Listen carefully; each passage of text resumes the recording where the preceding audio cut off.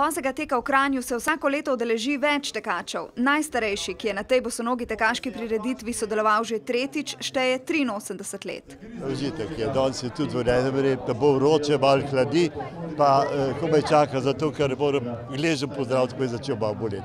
Bosi tek je najbolj naravna oblika človeškega gibanja, pravi bosonogi maratonec Marko Roblek, ki je nad bosim tekom navdušil že več kot 200 Slovencev.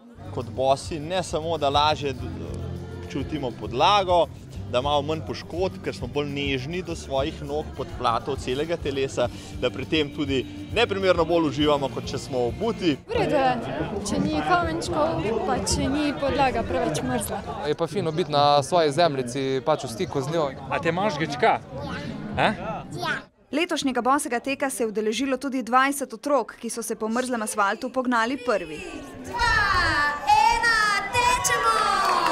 Potem, ko so prvih 100 metrov pretekli v družbi svojih vrstnikov, so nekateri pri teku spremljali še starše.